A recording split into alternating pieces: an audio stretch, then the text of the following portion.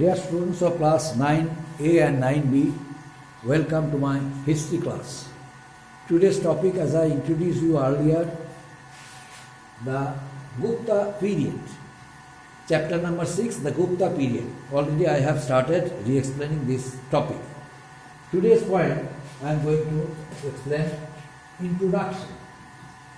First point, introduction. You know, by the end of the 2nd and 3rd centuries, the Mauryan Empire had given way to the Kushana Empire. The Kushanas actually were from Central Asia. Their wealth was based on the most important trading route they controlled. Indians were brought into contact with the principles of astronomy from the Greeks and Arabs. In art too,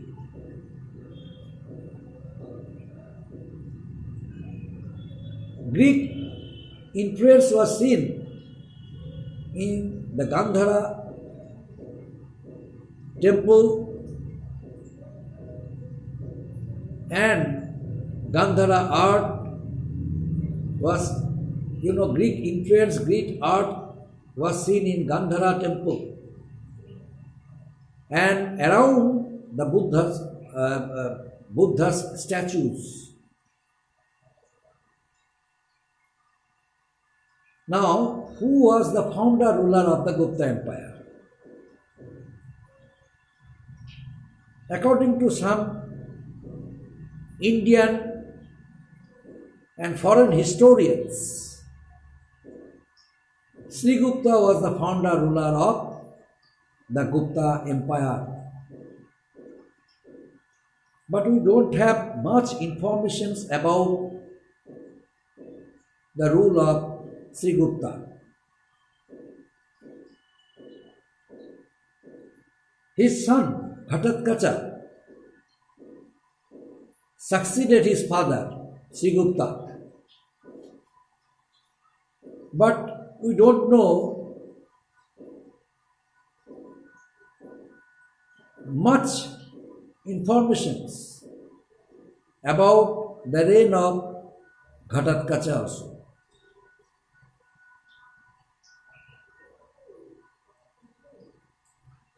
The 4th century, during the 4th century, the Guptas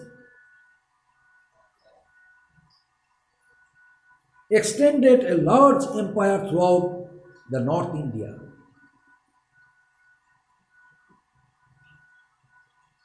And established one of the biggest empires,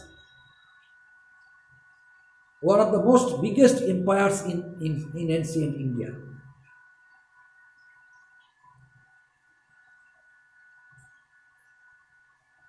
Now, I am going to discuss about the great university which was established by the Guptas, Nalanda University.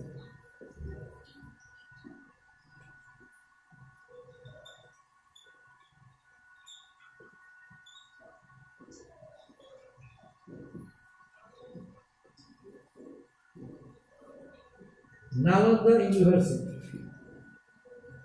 Nalanda University actually was established by Kumaragupta I. It was established as Buddhist monastery. A number of Buddhist monks taught from there. But Kumaragupta I,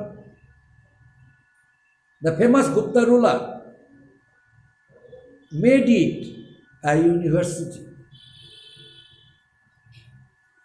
Under the Guptas, patronization, a number of colleges, universities were established because the Gupta rulers were patron of art and education. That's why so many educational institutions were established during their reigns, during their reign. Nalanda University was a university taught various subjects like Hinduism, logic, grammar, astronomy, astrology by the Buddhist monks.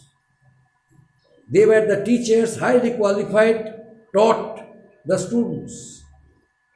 And students were instructed in Buddhism, students were instructed in Hinduism because the Gupta rulers were tolerant rulers.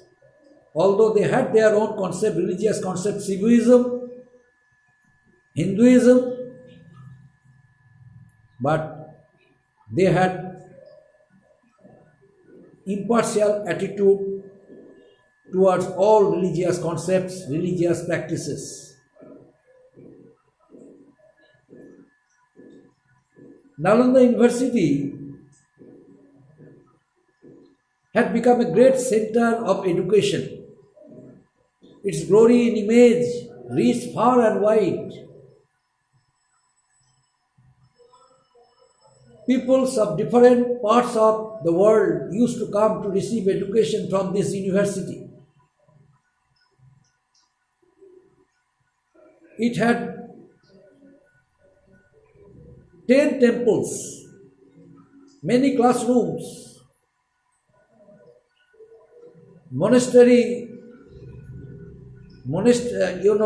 meditation centers, and a big library.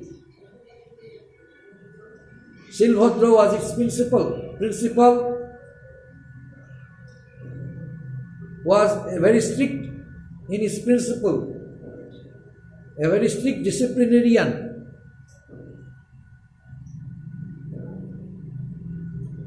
There were high walls all over the university.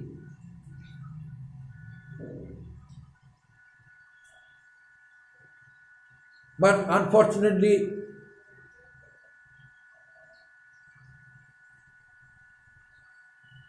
this university was destroyed by one general of Muhammad Ghori, Muhammad bin Bakhtiar Khalji.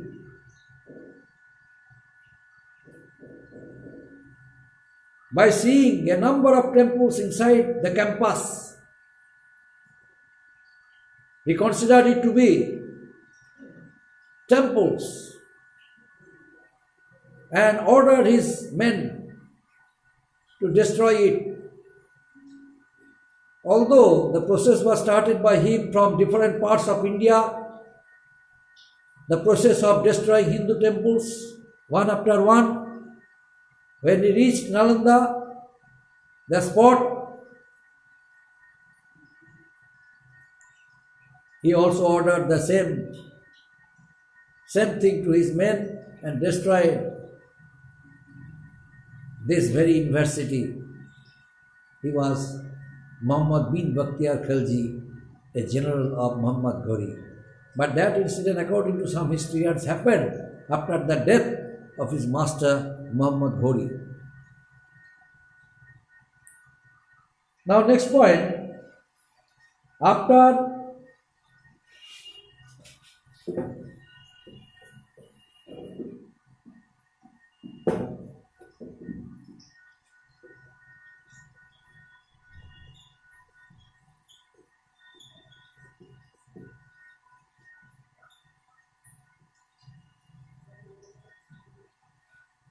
Chandragupta I. Who was Chandragupta I? Chandragupta I was the third Gupta ruler who ascended the throne of the Gupta dynasty after the death of his father Ghatatkacha. But he adopted a matrimonial policy, married to a Lichavi princess, Kumara Devi. That Lichavi princess helped Chandragupta Maurya to be very, very powerful. That very Lichavi princess, Kumara Devi, and their tribal rule gave him a very concrete platform.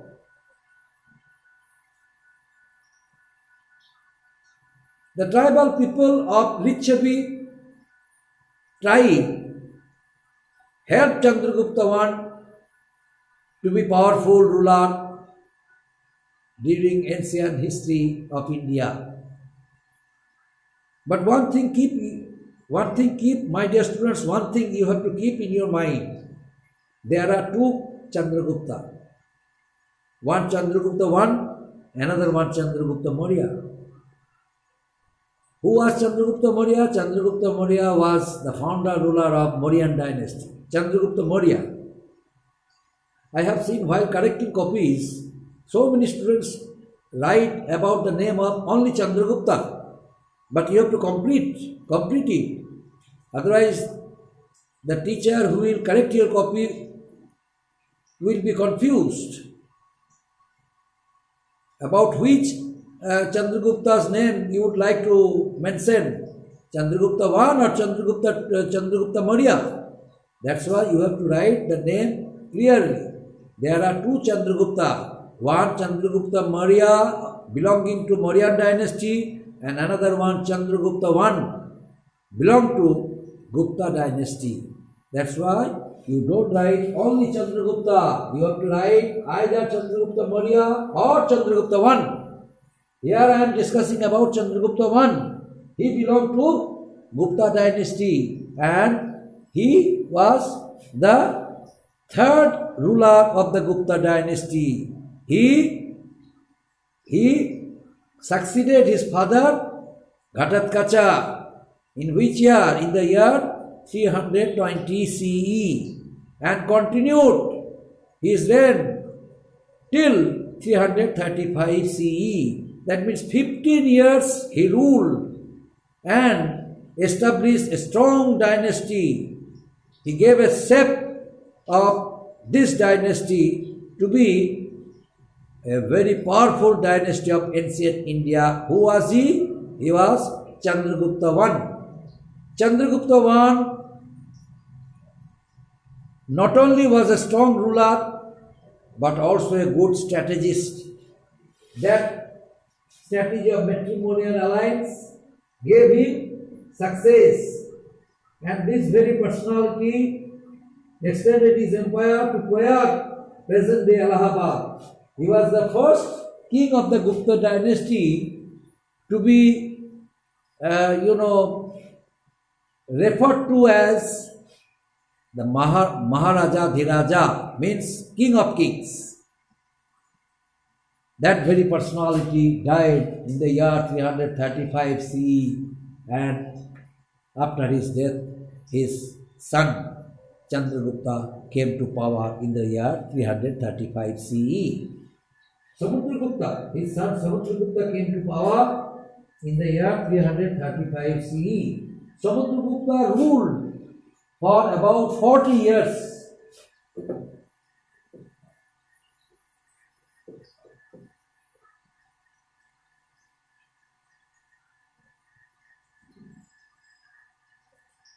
Samudragupta ruled for about 40 years.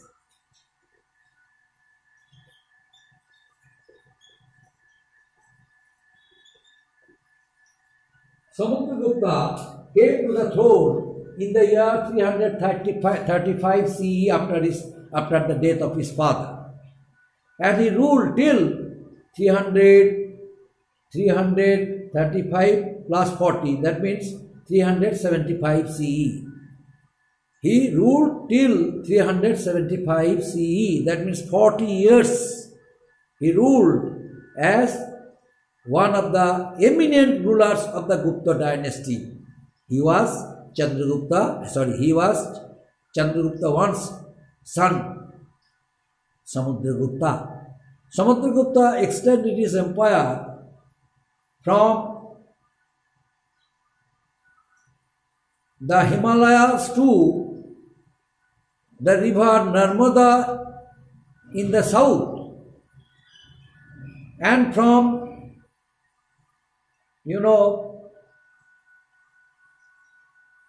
Bengal to the parts of west. This empire, this vast empire, he made only because of his good strategies, good technique, good method he introduced. Samudragupta could extend more and more empire, but he could not do it because he felt that administering such a vast empire from Pataliputra, his capital, would become a cause of tension for him. He would be unable to administer such a vast kingdom from his capital Pataliputra.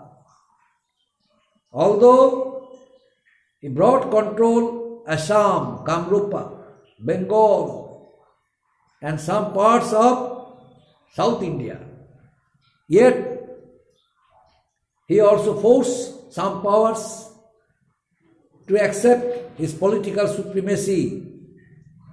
He did not annex it, but asked them to pay regular annual tribute to the royal treasury of Samudragupta.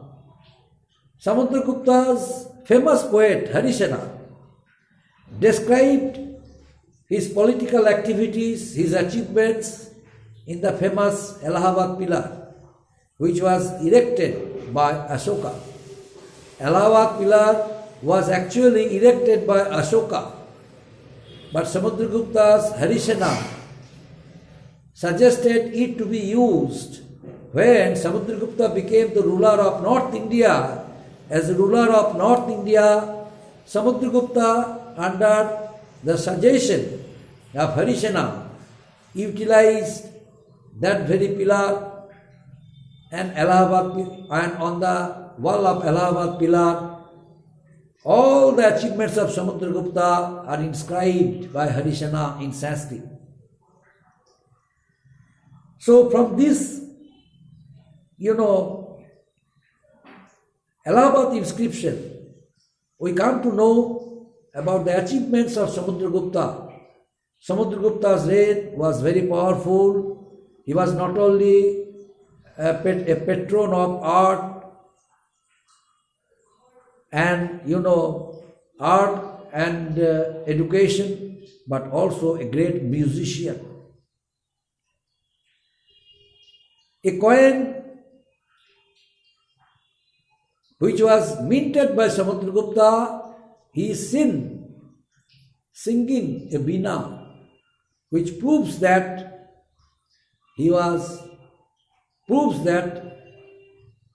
which proved him to be a musician also. That he could play veena was proved by that very coin issued by Samudragupta. Samudragupta, according to some historians, introduced the system of Vedic rituals, introduction of Ashvamedha Yajna, in order to establish his political supremacy. And what he had done gave him popularity throughout the country. He proved to be one of the most popular kings of the Mauryans and Gupta age.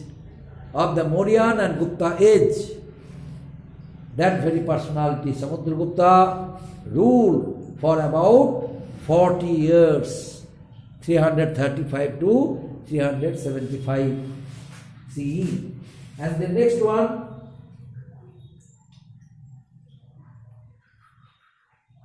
I am going to discuss about, today we don't have much time. Today up to this, my dear students, next day I shall discuss about Samudragupta's son Chandragupta II and his rule and his achievements. Up to this, my dear students. Thank you.